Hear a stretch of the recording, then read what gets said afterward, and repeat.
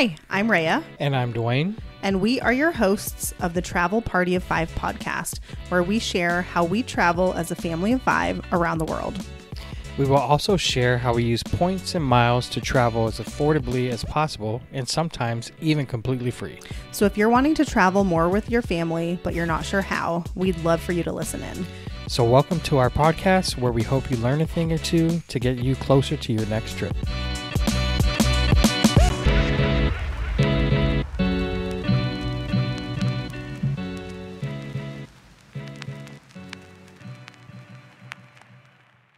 Hey guys, welcome back to another episode of Travel Party of Five. I'm Dwayne, again with my beautiful wife, Rhea. Hello. So kind of you. So, what are we going to talk about today? We are going to talk about a Disneyland trip and what goes into preparing for one and the whole 9 yards. Yes. Disneyland. So I think it's worth noting this was our first time going to Disneyland. Yep. So land is in California. Disney World is in Orlando. Yep. We've been to Disney World twice. Twice with kids, yes. Yep. And so Disneyland, which is much closer to us, but foreign because none of us had ever been.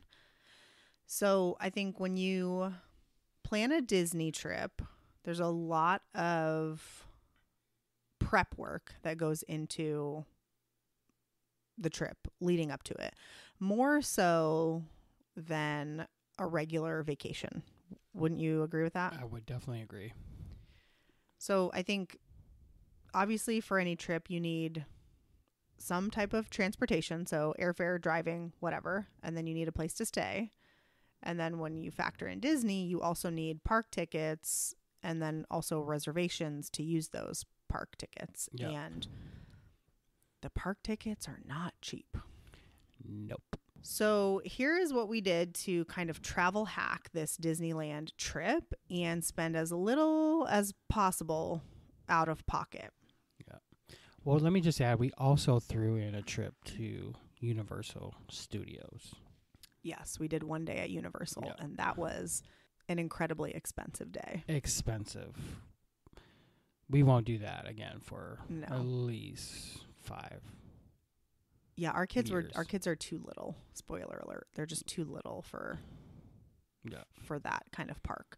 But we'll get into more detail about that in a second. So, okay, so step 1, if you want to plan a Disneyland trip, you got to figure out when you're going to go. So we went on fall break. Our kids get 2 weeks off. Yep. They go to different schools right now. Different districts. Yep. So those 2 weeks do not necessarily align. But we had 1 week where they did. And so when I booked this, it was prior to the Hyatt devaluation that happened in March of this year. So we're a little bit newer to travel hacking, but my understanding is that Hyatt does a devaluation every year, I think. And so basically what that means is a hotel or a property that maybe right now costs 10,000 points a night is going to go up to 15 or 20,000 points a night. And so it's not all properties. It's just certain ones that maybe they've undervalued before or that they've made improvements to. But when I booked the hotel that we stayed at, it was 15,000 points a night. And so we stayed at the Hyatt House Anaheim Convention Center. Right next to Disneyland. Walking distance, yep. Yeah. Which was great. It was. And do you remember when I originally booked it, sending you what the cash rate was? Yeah, it was a ridiculous amount. Like $800, $900 a night? Yes. And I like, that's not the normal rate for that hotel. I just looked it up and it's around like $250, it seems to be, if you were going to pay cash. And so I don't know if it was just that week because it was fall break for most of Arizona. But I think I even took a screenshot. I'll have to see if I still have it. But it was an incredible amount of money. Ridiculous. that I would have never paid, Yeah. especially not for this hotel. But we paid 15,000 points a night, and we stayed for 5 nights. Yep. I just looked it up right now, and it is 18,000 points a night. I am not sure if that is like what it is all the time, or if that is just the date that I chose. But either way, that's it's 15 to 20,000 points a night, I would say. And I'd like to add, there were other options of hotels to stay at within the general vicinity. Yeah, there's also a Hyatt Place that's pretty close by. Hyatt Place, Hyatt Regency. I think there's both. There's a Hyatt Regency Orange County. Yeah, that was right down super the street. close. It wasn't far, but wasn't close. Definitely wasn't walking distance. Yeah, it was. Yeah, they have a shuttle, but it's they not walking distance. Yeah, I'm pretty sure there's also a Hyatt Place, but there's also I think there's a Marriott. There's a ton of hotels. Yeah, Hilton, all that. Yeah. So, if you don't have Hyatt points or you don't want to use them, there's other options as well. Yep. And so we booked that, I don't know, beginning of this year. So a good 8-9 months in advance, I would say. And then. And again, by we, she means her. Yes. Yes. I am the brains behind this travel hacking operation. But, you have your role too. You're the executor of my grand plans. So, okay, hotel done. Check. We are driving distance from Disneyland. In my opinion, it's about a 5 to 6 hour drive. Yeah. So when we travel to California, we almost exclusively drive. Yeah. Yeah. However, if you are not as close as we are, or you just prefer to fly, we just did an episode on the Southwest Companion Pass, and that is what I would use to fly into one of the smaller airports. I'm pretty sure Southwest flies into Long Beach. Mm-hmm. Hold on. I know there's a small airport in Anaheim, right? It's like the John Witherspoon Airport or something. Oh, it's the John Wayne Airport. Oh, John Wayne. Yes. Yeah. Southwest does. They do. Knew it started with a W. Southwest does fly to John Wayne. Let me see. Okay, I got it. They fly to Burbank, Long Beach, LAX, Ontario, or Orange County. Oh, maybe they don't fly to John Wayne. Which one is John Wayne? I'm assuming it's the John Wayne Airport. Oh my God. But I mean, it's Anaheim or... Well, you have a few different. It says John Wayne Airport, Orange County. So maybe that is the Orange County one. Look at this. We're just learning live here on this podcast with you. Orange County, Santa Ana. Anyways, you have a few options for Southwest. And I would fly into one of those smaller airports versus LAX any day of the week. Any day. LAX is not my fave. Well, I mean, traffic alone is a nightmare. Yeah. And then I think you can coordinate transportation from those airports. If I'm being honest, I don't know a ton about it, but I'm sure you could Google it and figure it out. Or, you can rent a car. If you rent a car, keep in mind, or if you drive, you will pay for parking. So I think it's important to factor that in as an expense. Okay, so now we've got hotel and airfare. Okay. And now we have to figure out the Disney tickets. Yep. So one thing that I think is not talked about enough for hacking things like Disney tickets or Universal tickets, or really anything that is not redeemable with points, is bank account sign-up bonuses. Yes. So how that works is essentially you open up a new bank account, and that bank pays you a bonus for doing so. And usually there are a few requirements of some type of direct deposit. Yeah. And the amount of that direct deposit varies. Capital One just had one. That was a pretty good and easy bonus to get. And I think you only needed 2 direct deposits of $250 each. to get $350 bonus. For free. Yes, for free. I mean, you have to factor in your time, right? Because you have to open the account and then you have to change your direct deposit for your job or whatever. There are some data points that show you can transfer money from a savings account or maybe even a different checking account, and that will trigger the bonus.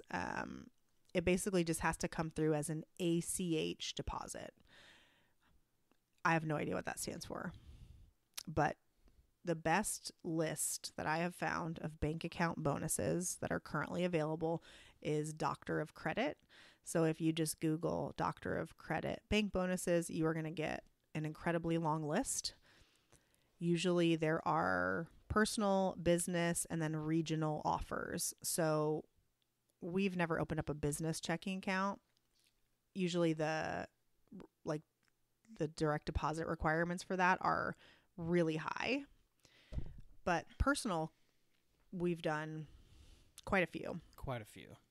So my goal was I wanted $2,000 in bank account bonuses to cover our Disney tickets and Universal tickets. Yeah. And that's what they cost. So we did a 3-day Disney ticket for each of us. And there are 5 of us. Mm-hmm. In hindsight, I probably could have said my daughter was younger than she was and maybe not paid for her. But the reality is that didn't even occur to me until much later after we had bought the tickets. I mean, she's 3.5. So, and I think they have to be 2 and under. And so I just kind of felt like she's too far past 2 to do that. But she is really small for her age and it probably would have been fine and saved us some money. So maybe that's an option for you, but we paid for all 5 of us. So 2 adults, 3 kids. The Disney tickets ended up being just under $1,700. It was 16 something. For the 3 days, 4 or 5. Yep, 3 days, 5 of us, not park hoppers. So we did 2 days at Disneyland and then 1 day at California Adventure. Yes. Great time. Yes. Kids had a blast. Yes. The reason that we did not do the park hopper is when we went to Disney World a couple years ago, we did buy park hopper tickets. Yep. And I think we only used them once. 1 day, and I think it was because it rained, right?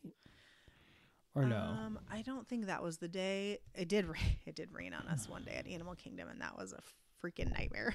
But no, there was like the Food and Wine Festival was going on or something. And so we left one park and went to a different one because it was really crowded, I think.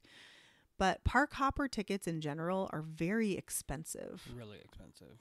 And I just I don't know. We just decided it was not really worth it for us. I mean, I don't think we needed it. No, we didn't. And so I'm going to look up. So I did not buy the Disney tickets directly from the website. I bought them from... were they cheaper? Yeah. Oh, really? Nice. Yeah, because on the regular Disney website, it was like $17.50, I think. So let me explain. These were the avenues that I looked at when trying to buy these tickets, okay? First was the Disney website. You can buy directly from Disney, and it was like $17.50 or something like that. So then I thought, okay. I went to check Costco because we have a Costco membership. You actually can't buy just Disney tickets from Costco currently. You have to buy a whole package, including like a hotel stay and all that. And since we were using points for the hotel, that wasn't an option for us. Yeah. So then I went to Sam's Club, and at Sam's Club, we also have a Sam's membership. You can buy just Disney tickets. And originally that was my plan, was to buy it through there until I got through like the process and I realized you have to pay tax, which you do not pay on the Disney website. And so the tax put it over what I would have spent on the Disney website. So then I went back to the drawing board and I ended up buying from, I want to make sure I get the right company. I'm pretty sure it was Undercover Tourist. There's also another one called Getaway Today or something. But Undercover Tourist is the one that we used to buy the Disney tickets. And I'm just trying to, I'm looking in my email trying to find here we go. We paid $1,641.52. No taxes or fees, no shipping, no nothing. And that was for 2 adults, 3 children. 3 days. 3 days. Yeah. Yep. And so you buy it through their website, and then they basically send you an email with all of your ticket numbers, and you add that into the Disneyland app. Yep. And then when you have to make your reservations. Yep. I think some people don't realize you need to make a park reservation once you've bought your ticket. And sometimes the parks do sell out. So it's really important to make sure that you not only have bought the tickets, but have also reserved your park for that day. Yeah. Do you want to talk about Universal? So we did 3 days at Disney. So we drove over on a Friday, and we did Saturday, California Adventure. Yes. Sunday, Monday, Disneyland. Yes. Yep. The reason we did it that way was because my original plan was to do Disneyland Saturday, California Adventure Sunday, and then back to Disneyland Monday. But it was the Oogie Boogie Bash was going Halloween on. Bash. Yeah, it's like their Halloween party. So, and that's certain days of the week. So California Adventure on Sunday, which was the day we had planned to go, was going to close at 6. And since we were only going to do 1 day at California Adventure, we wanted to fully maximize it. So, which is smart. So we because did that. They close down the park, they kick everyone out, and then you have to purchase a separate ticket to get into the Oogie Boogie Bash. And it is very expensive. Very expensive. It's basically like buying a whole nother park ticket. We did the Christmas one in Disney World one year. Yeah. Which was expensive. I mean, it was great. It was really fun. Yeah, it was really fun. Not a lot of people were there because they only sell a certain amount of tickets. But, so, I mean, if you have the extra money, I'd say go for it. But, I mean, Disneyland itself is expensive. So, if you're buying basically 2 tickets for the same day. And, like, I think it's worth noting, it depends how old your kids are. Because when we did the Christmas party, our oldest, who was, 7 at the time, I think? He had a great time. Great time. Him and Dwayne ran around doing all the rides and stuff. But our younger 2 fell asleep. Like, I don't know, pretty quickly. Slept the ticket money away. Yes. And they slept the whole night. and it was kind of cold. So it was. Well, mind you, we were at the park all day. Yeah. So, I mean, we should have saw that coming, but. But it was an experience. It was a learning experience for sure. But we knew that we were not going to do that this time. So, okay. So we did the 3 days at Disneyland. And then on Tuesday, we drove to Universal. So why don't you talk about that? We drove to Universal, which is in LA. Yeah. So that was probably about an hour and 15-minute drive from where we were. Well, because there's traffic. Yes, because there's traffic. It was only 30 miles or something away. But it took an hour and 15 minutes. We got a late start to the day. So we didn't even get there till close to 11. And like Disneyland, they had their Halloween thing. What is that called? Do we know? Whatever. So it's Halloween Horror Nights. Horror Nights at Universal. So which meant that the park closed at 7. Yeah. So getting there at 11, closing at 7, we only had an 8-hour window. We weren't going to buy the Universal Fast Pass because they were expensive. And let me backtrack. The Fast Pass for Disneyland, totally worth it. The Genie Plus. The Genie Plus Pass. I'm totally worth it. Anyway, so we get to Universal. We only have the 8-hour window. We weren't going to buy the passes because they were just what, $110 on top of the ticket price we already paid. Yes. So I think our tickets were like $500 or for something. And then for 4 of us, because we said that our daughter was 2 at Universal, because we had spent a lot of money already at Disneyland. So we were just going to try. And it worked. We told her our daughter was 2. We got in with her. It's worth noting, though, that she's very tiny. She's tiny, but also they didn't even look at her. They were unconcerned. Yep. And I feel zero guilt about doing this because she could not ride any of the rides. No. I think all day maybe she rode 2, maybe 3. I think 2. Yeah, she was too small to ride any of the other rides. Yes. So my poor princess had to watch and wait for us to ride all the rides. And she was so good. She's so good. Yeah. So anyway, yeah, we did the Universal thing. It was way too packed. So for 4 tickets, so for me, you, and the 2 boys, we spent $484. $484. That's without the Universal Fast Pass. Yes. And with the pass, it was another like $108. I think it was basically another $400. Yes. So basically, we're paying almost $900 for one day at Universal. Again, that's why I said earlier that we wouldn't do that again for another 5 years, at least.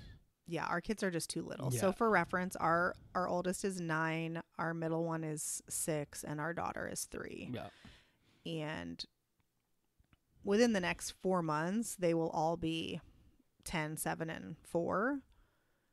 But it's not worth it unless all 3 of them can ride all of the rides, in my opinion. Yeah, I agree.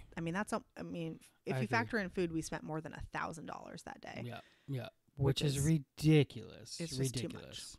Too much.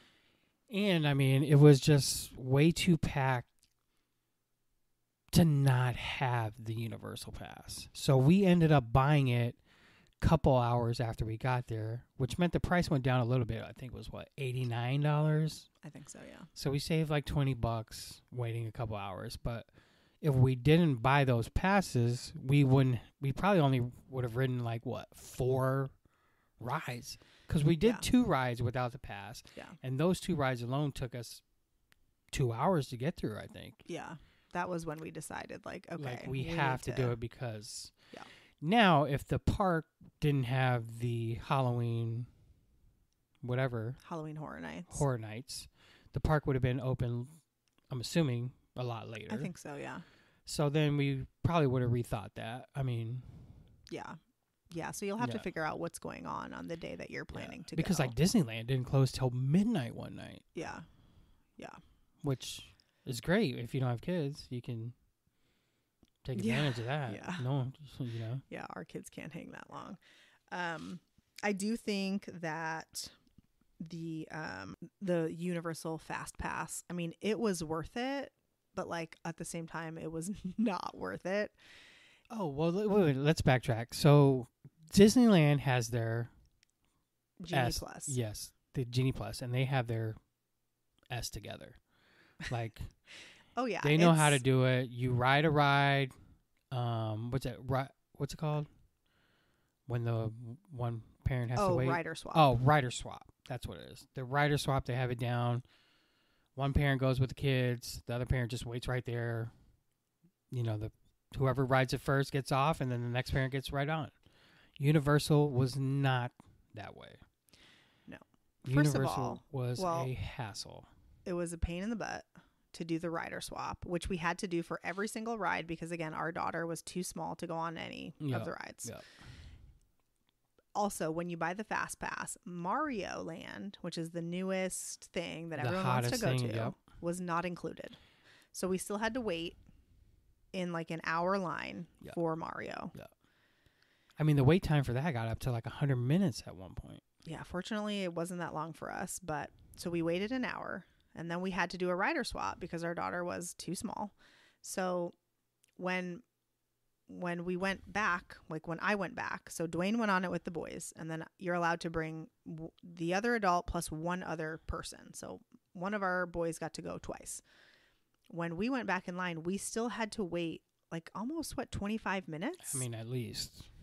Yeah, to go on. And I mean, like, I am an impatient person in general, and I was so annoyed at this that I had spent almost $1,000 that day and was still just waiting. Like, I hate waiting more than most things in life. Yeah. So that was really frustrating. And again, like, I think part of it's our fault. Like, Universal is just geared for older kids, and our kids are just not there yet. And that's fine. Yeah. But so, you know, let our mistakes be a lesson for you in that I would probably not do Universal until your kids are old enough to ride all the rides. Yeah. And save up beforehand. Yeah, ridiculous amount of money spent that day. Yeah, so and then after Universal, we actually went and spent 2 days in Oceanside, and we stayed at the Seabird, which we need to do a whole episode on that, so let's not go into that now. But we won't, but I'm going to throw this out there and just say that it's becoming one of my favorite places. It was an incredible hotel. We already have a reservation to go back next year. But yes, Oceanside, there's 2 destination hotels by Hyatt right on the beach, the Seabird, and the Mission. Yeah. 2 great hotels in great locations. I mean, literally feet from the beach, feet from each other. Don't give it all away. The end. Okay, but let's talk about the Hyatt that we did stay at for Disneyland. Like, let's do pros and cons and would we stay again. So you go first. I'll start with the con. The breakfast there. We were there for 5 days, and the breakfast was the same every morning. Well, basically they had tater tots, scrambled eggs, which sometimes weren't completely cooked, which, you know, runny scrambled eggs. Yeah, runny scrambled eggs is just not for me. So tater tots, scrambled eggs, sausage links, cereal, fruit. Yeah. Now, it's worth noting this breakfast is free. Yeah, it's free. So we ate it 4 days. Yeah. And our kids, like, they were sick of it by, like, maybe the last day. Yeah. But, like, it's a lot of kid-friendly stuff. So they didn't dislike it as much as we did. Yeah, like, they had cereal most of the time. Yeah, they were pumped about the cereal and the little tater tots, juice, free juice, all that. Yeah. So, but yeah, they had the same breakfast 4 out of the 5 days, and the only thing different about the other day was they, instead of sausage links, they had sausage patties. Yeah. So I don't really I don't enjoy sausage for the most part, just in general, and so I just ate a lot of scrambled eggs and hash browns, and I think there was one day where I said, I'll just have coffee. Yeah. It was just, yeah, it was, but I mean, again, it's free, and yes, can't complain. I mean, first 3 days, I was, happy as a clam. It's perfect because you can go downstairs, get a free breakfast, and then, you're good. Like, you walk to the park and then you pay for your lunch and your dinner, or a snack and a dinner, or whatever. Yeah. But I mean, yeah, an incredible savings. Like, the free breakfast, as mediocre as it was, probably saved us $400. Oh yeah, I mean, at least because our kids $70, $80 a day at least. Our kids can eat, so yes. Yeah. So yeah, not trying to sound snobby, but I mean, they could have threw some bacon in there one day. Yeah. Okay, walking distance to the park. Yep. Not a bad walk. Yep, what, 10 minutes? 10 minutes, if that. Yep. We rented a stroller. A double stroller. Because our 6-year-old sometimes gets tired of walking and cranky. And then obviously our daughter. So we don't own a double stroller, so we rented one for that reason. Yeah, and they drop it off at your hotel. They pick it up at your hotel. Very, very convenient. It was fantastic. Price-wise, I don't know. It was like $50, I think. Like, for the whole time? Yeah, it was not a lot. Or maybe like 60. Here, let me look up the... So you're looking at $10 $10 to $15 a day, which totally worth it. Yeah, so City Stroller Rentals is the company that we used. They dropped it off for us on Friday. Was in the lobby waiting for us. It was in the lobby waiting for us when we checked in. With our name. And then we left it in the lobby Wednesday morning. Yep. They grabbed it within 20 minutes of us putting it down there. And they send you an email letting you know they've dropped it off. And then they send you another email letting you know that they've picked it up. And here we go. We paid $65 for 5 days, right? Friday to Saturday, Sunday to Monday to Tuesday, Wednesday. Yeah. I mean, maybe they count that as 4 days. I don't know. But $65 Still, total. Totally worth it. Completely worth it. Saves the hassle of taking your own stroller. You know, whether you're driving or flying. Yeah. We wouldn't have. I don't even think we would have had room for a stroller, anyways, because we have a cooler and everything that we bring snacks in for the kids. So, 10-minute walk, easy. Yep. Staff I thought was great. In the hotel, you mean? Yeah, the hotel staff was great. I mean, Hyatt's always like. Yeah, the rooms were pretty good. The room was good. Yeah. It was. I will say, like, it felt a little bit small to me, but like it was plenty of room for us. It was a pull-out couch, 2 queen beds. No, it was a pull-out couch and 1 king bed. I think 1 king bed and a pull-out couch. Yeah. And then we usually do a pack and play for our daughter, so we request that. Yeah, I mean that's why it was small, because the pack and play. The couch was pulled out the whole time. Yeah, so our boys sleep on the couch, our daughter sleeps in the pack and play, and then we sleep in the bed. But I mean, nice bathroom. Yeah, I mean it was definitely would stay there again. We would 100% stay there again. Now, so in the like lobby area of this hotel, there were 2 things. There was a Starbucks, which not in the lobby. Well, not in the lobby, but like right underneath in the same building. You just had to walk out and yeah. So same building, just like ground floor. There was a Starbucks. I was really excited about the Starbucks because I love my Starbucks coffee. But we went there 2 different days, and both days our drinks were just not good. No. Right? Like they were just like watery. They didn't have a lot of flavor.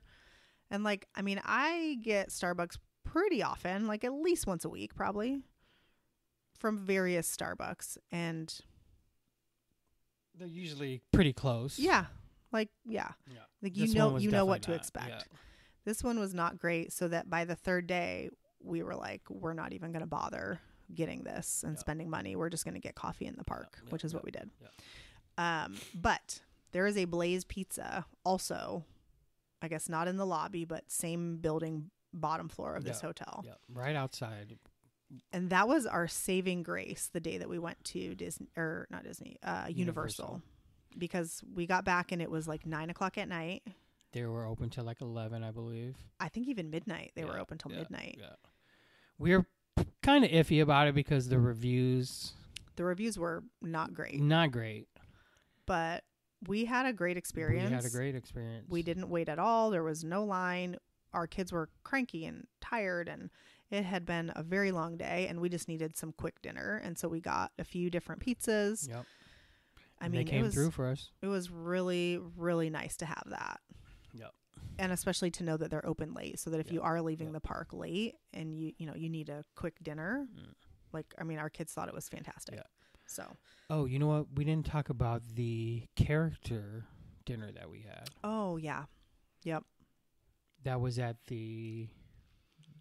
one of the Disney resorts. I forget what it was called. Yeah, I think it was at the Disneyland Hotel. So we did Goofy's Kitchen.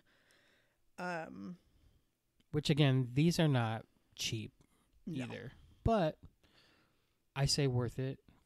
It was a buffet.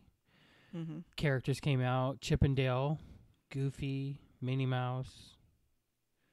Who else? Is that it? I feel like... Am I missing somebody? Pluto, maybe? Pluto and Goofy. Are they both Disney characters? Yeah, okay. They are both Disney characters. I didn't know if one was from somewhere else. Yeah, I think... They're brothers, by the way. Oh my gosh. I don't know. It was at least those ones that you mentioned, and maybe there was one more. I think like most of what you're paying for is the character interaction. Yeah.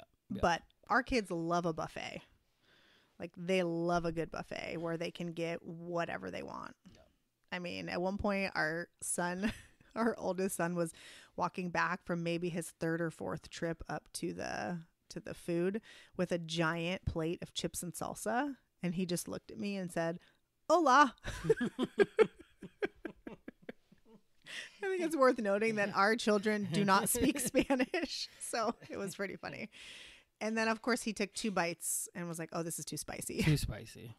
Which is interesting because he can handle some spice. So it must have been hot. I don't know. But our kids really like the freedom that comes with a buffet dinner. Yeah. So yeah, that might be another thing you want to add to your list when going to Disneyland. I think it's totally worth it. It's, again, expensive, but worth it for the kids. Yeah. And I think that's, well, we had reservations at the Wine Country Trattoria at California Adventure. Oh, yeah. And so we did their World of Color dining package, which basically means you pay extra money and you choose from like kind of like a fixed menu, but you get reserved seating for the World of Color show, which was pretty awesome. It was pretty cool.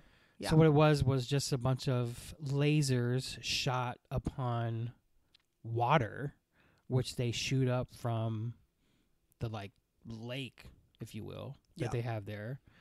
Yeah. And it was pretty cool to see. It was pretty neat. Yeah. And it was cool that we had like a reserved area that we could stand in. It's not seated. You're not seated. Like there's no chairs. You have to stand. They actually make you stand. But we still had like an area where we were pretty close and could see pretty well. Yeah, we were right in front of the show. So we definitely had some good seats. But I mean, throughout the park, people were just standing wherever they could, you know. Yeah, like I don't think you have to do that package and you'll still be able to see, but people were setting up pretty early. Yeah. So I mean, someone would have to sacrifice their California Adventure time to reserve a spot somewhere. And then the other reservation that we had was Blue Bayou. Was that what it was called? It was the one in the Pirates of the Caribbean ride. Yep. And that was pretty good too. Yeah, I thought it was pretty good. The food was good. Yeah. Great atmosphere. It was I mean, it was a little dark, but they gave the kids some lighted ice cubes. Light up ice cubes that they thought were so cool. So that was so those were the only like reservations that we had, and we just did quick service meals for like all the other lunches and snacks and all that. And again, I just want to throw this out there. I can't say this enough. The Genie Pass, totally worth it. Yes. So Genie Plus is what, $30 a day per person on top of the ticket fee. Yeah. So it depends. So one day it was $25, and then I think the other 2 days it was $30 per person. Okay.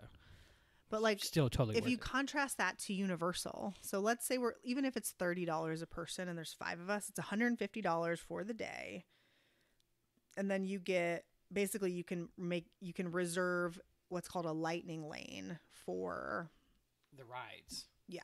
There are some rules that go along with this. Like basically you have to either redeem your lightning lane or wait 2 hours before you can do another one. But it's not hard to figure out. There's tons of YouTube videos. Easy to figure out. And it's totally worth it. So totally $150 a day means you're not waiting in line with small children for hours and hours at a time. And I mean, if like we paid $400 for that for one day at Universal, like, I mean, it's crazy. That's crazy. So yes, Genie Plus, totally worth it. I think like when all was said and done, we spent around $3,000 out of pocket, not including the tickets and stuff. 'Cause we did bank account bonuses. So we signed up for enough bank account bonuses to earn $2,000. And that was for our Disney tickets, like the base tickets plus our Universal tickets. Then we did buy the Genie Plus passes, the fast passes, and food. So we still ended up paying around $3,000 out of pocket which I think is pretty solid for a Disneyland trip. Don't you? Yeah, I do. Now, did that include the Oceanside? I'm not totally sure. It's a little bit all blended together. So, because I mean, if it did include the Oceanside stay, totally worth it. You know what? I don't think it does. I don't think it did, because we spent a good amount on food at Disney, plus but I mean, I feel like just the fast passes or the Genie plus the fast pass alone was like $1,000, you know. The Goofy dinner was like $300 and something, I think. And same with the other, like the World of Color was also that. So yeah, I mean, I think that's about right. But I mean, if you could take your family to Disneyland and Universal for $3,000, like, do it. I think that's really solid. Yeah. Anything else you want to add? I don't know. I think we covered all the important things. I do want to do a different episode about the difference between Disneyland and Disney World that we've seen so far. Because we haven't done Disney World on points, although there is a way to do that. But I mean, like, for contrast, when we went to Disney World, I mean, we spent almost $10,000. Well, we were there for a week. Yeah. And we stayed at a Disney resort, which was probably the big chunk. And we had park hopper tickets. Yeah. But I mean, yeah, with food and everything, it was definitely $10,000. Yeah. Like, it was an incredible amount of money. And we paid for our flights. Like, we didn't use points or anything. So that's why. The hotel, flights, that's a big chunk of that. Yeah. Or a decent chunk of it, I should say. Yeah. But yeah, so I think it would be fun to do like a full episode on the differences and all of that. But yeah, I think thanks for listening. If you are interested in a Disneyland trip for your family, I hope that this was helpful. Again, find us on Instagram, Travel Party of 5. Yep. If you have any questions or anything, we can hopefully answer for you. Yep. Or, you know, if there's an upcoming, like, something that you'd love for us to do an episode about, we'd love to hear that too. So we will catch you on the next one. Alrighty. Have a good one.